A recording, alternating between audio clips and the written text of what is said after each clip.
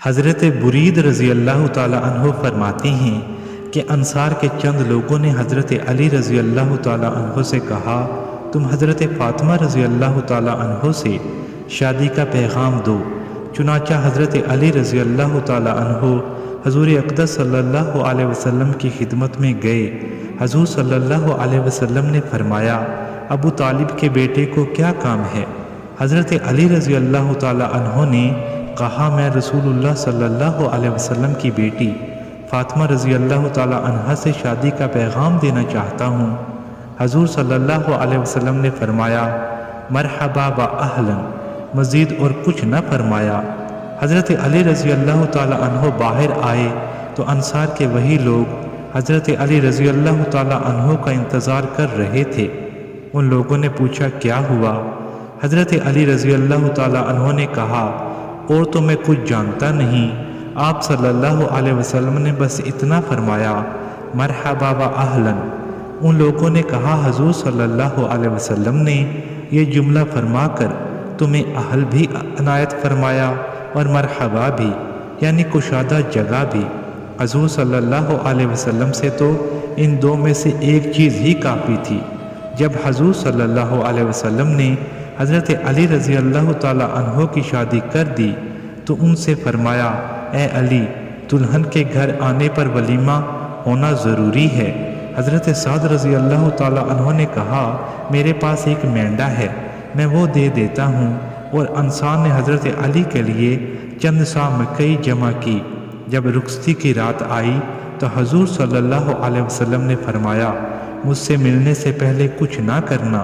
چنانچہ حضور صلی اللہ علیہ وسلم نے پانی منگا کر اس سے وضو کیا اور وہ پانی حضرت علی رضی اللہ تعالی عنہ پر ڈال دیا اور یہ دعا دی، اے اللہ، ان دونوں میں برکت نصیب فرما اور ان دونوں کے لیے اس رخصتی میں برکت نصیب فرما۔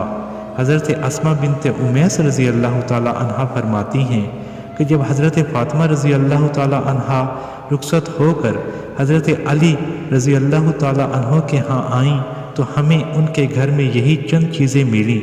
ایک چٹائی بچھی ہوئی تھی، ایک تکیہ تھا جس میں کھجور کی چھال بھری ہوئی تھی، اور ایک گھڑا اور ایک مٹی کا لوٹا تھا۔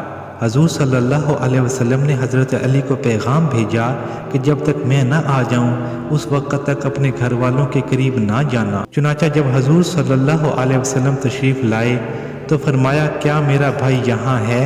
حضرت ام ایمن رضی اللہ تعالی عنہا جو کہ حضرت اسامہ بن زید رضی اللہ تعالی عنہ کی والدہ تھیں اور وہ ایک حبشی اور نیک عورت تھی، انہوں نے کہا، یا رسول اللہ، جب آپ نے اپنی بیٹی کی شادی حضرت علی سے کر دی تو اب یہ آپ کے بھائی کیسے ہوئے؟ حضور صلی اللہ علیہ وسلم نے دیگر صحابہ کا آپس میں بھائی چارہ کرایا تھا اور حضرت علی رضی اللہ تعالی عنہ کا بھائی چارہ اپنے ساتھ کیا تھا۔ حضور صلی اللہ علیہ وسلم نے فرمایا، اس بھائی چارے کے ساتھ یہ شادی ہو سکتی ہے۔ پھر حضور صلی اللہ علیہ وسلم نے ایک برتن میں پانی منگایا، پھر کچھ پڑھ کر حضرت علی کے سینے اور چہرے پر ہاتھ پھیرا۔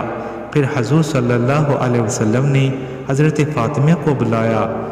حضرت فاطمہ اٹھ کر آپ کے پاس آئیں اور شرم و حیا کی وجہ سے اپنی چادر میں لڑکھڑا رہی تھیں۔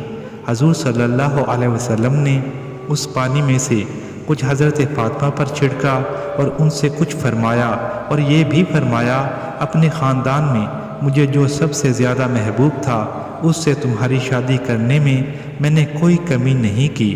پھر حضور صلی اللہ علیہ وسلم نے پردے یا دروازے کے پیچھے کسی آہٹ کا سایہ دیکھا تو حضور صلی اللہ علیہ وسلم نے فرمایا، یہ کون ہے؟ میں نے کہا، اسماء۔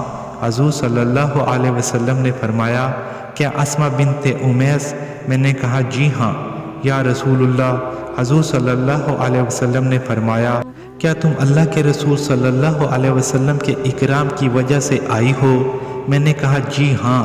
جب کسی جوان لڑکی کی رخصتی ہو تو اس رات اس لڑکی کے پاس کسی رشتہ دار عورت کا ہونا ضروری ہے تاکہ اگر اس لڑکی کو کوئی ضرورت پیش آ جائے تو یہ عورت اس کی ضرورت پوری کر دے۔ اس پر حضور صلی اللہ علیہ وسلم نے مجھے ایسی زبردست دعا دی کہ میرے نزدیک وہ سب سے زیادہ قابل اعتماد عمل ہے۔